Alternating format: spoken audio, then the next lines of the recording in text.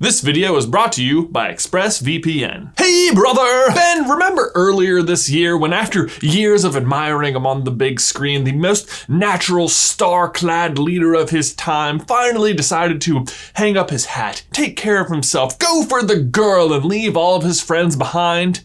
Yeah, I sure am gonna miss Woody. Wait, what?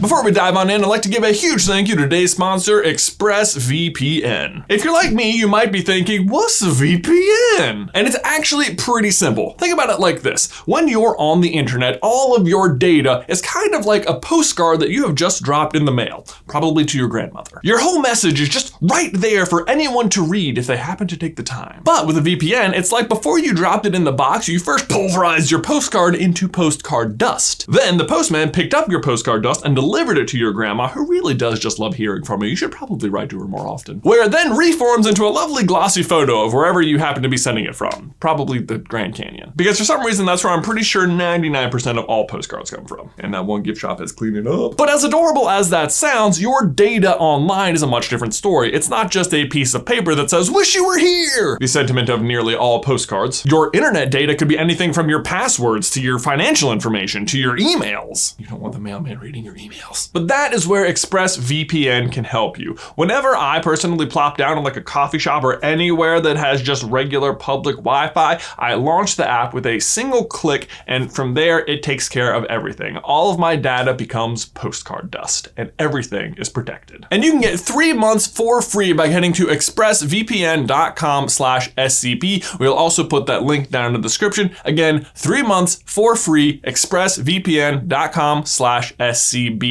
Hope you try it out. Ben, 2019 has brought about the end of some amazing series, but perhaps none more notable than Toy Story and Avengers. Although I guess Game of Thrones did also end, and Star Wars is ending in December. That's gonna be pretty cool. The weird thing about Toy Story and the Avengers though, is that they both kind of have the exact same ending, at least in terms of how they handle Woody and Captain America. Because when it comes right down to it, they're pretty much the exact same character. I mean, let's just go ahead and get the really obvious stuff out of the way. They're both amazing at hand-to-hand combat. All right, maybe one's better than the other. I'll let you be the judge, but that's not really the kind of similarities I'm talking about. Doing what we do, one of the more common questions I ever get is, who's your favorite character in the Avengers or Pixar or Harry Potter? And I always just feel kind of basic because my answers to the first two are always just Woody and Captain America, just the Boy Scoutiest of Boy Scouts. Oh, and in case you're wondering about Harry Potter, I think it's pretty obvious. It's Dobby.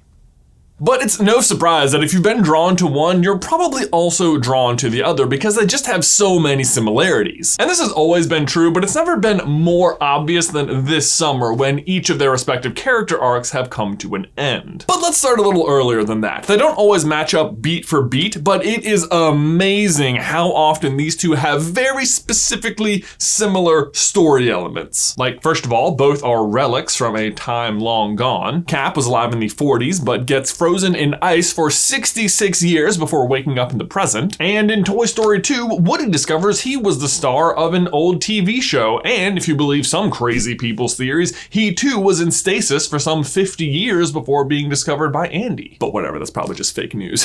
It still hurts. There's an exhibit set up for Cap in the Smithsonian, and even though Woody never makes it to Japan, there is interest from a museum to display his legacy. And going back to Woody's roundup, Cap also was the star of a black and white movie / serial, so they were both at one time pop culture icons in their respective universes. Then, after arriving in their new present, both Cap and Woody have some serious beef with a robot-suited man. And I ain't talking about hamburgers. No, I'm of course talking about Buzz and Tony, or as I like to call them, Buzzoni. And you do not want to make hamburgers out of Buzzoni. That is like just the worst lunch meat. Buzz claims Woody's position as favorite toy, and Tony diametrically opposes Cap's view about the Sokovia Accords. Yes, I agree, one situation does seem to have slightly higher stakes than the other, but I guess protecting the world is important too. Naturally, while the two are at odds, their respective worlds are in peril. Should have gone for the head.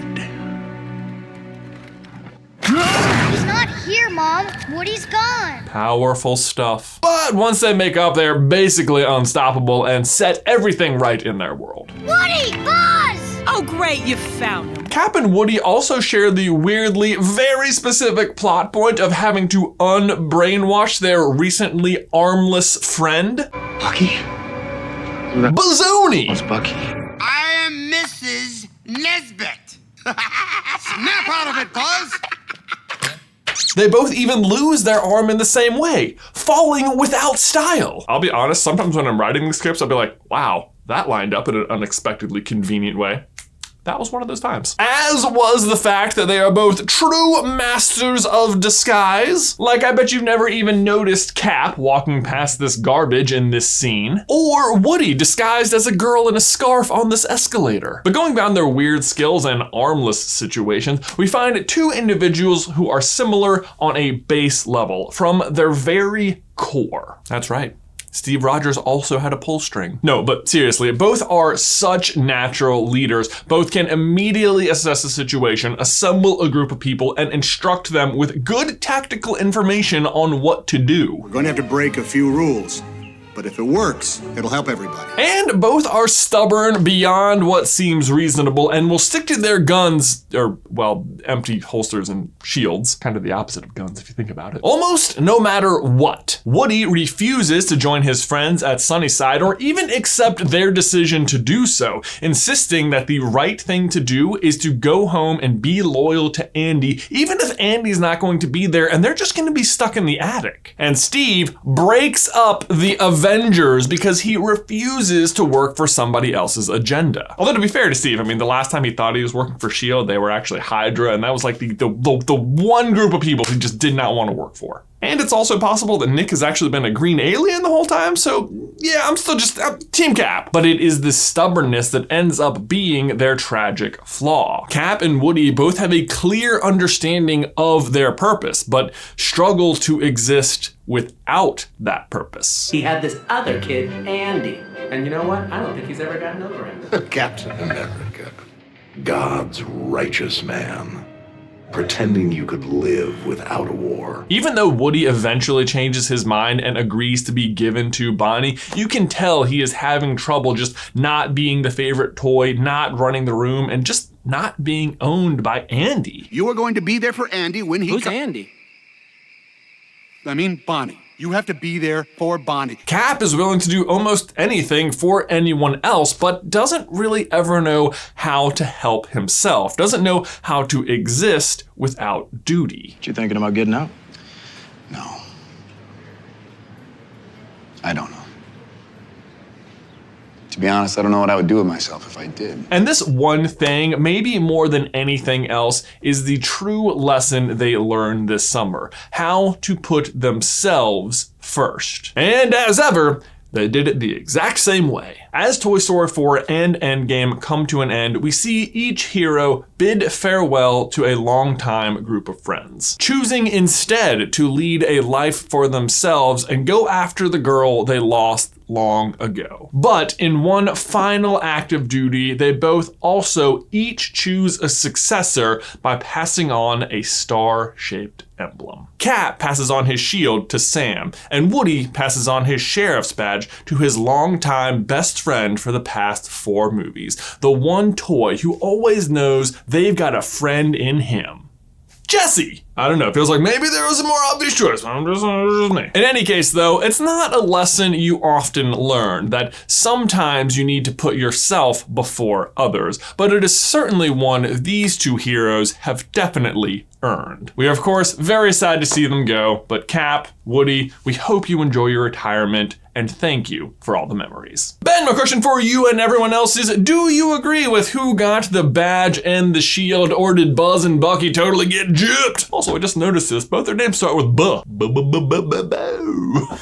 Also, Are you taking care of yourself? Be honest, let us know in the towel section down below. Guys, before we go, we'd like to invite all of you to come join us on a live stream right here on Super Carlin Brothers this Friday from 3 p.m. to 5 p.m. where we will be launching some brand new tiers over on our Patreon along with some awesome new special offers. We hope to see you there. Thanks as always for watching today's video. Please leave a like on it if you haven't already and subscribe so you don't miss any future Pixar or Marvel action from us. If you'd like to see how Woody was in stasis and actually belonged to Andy's dad, you can check out this video right here. Or if you want to see how old Captain America actually is, you can check out this video right here. But Ben, that's all I've got for you today, man. I will see you in another life, brother.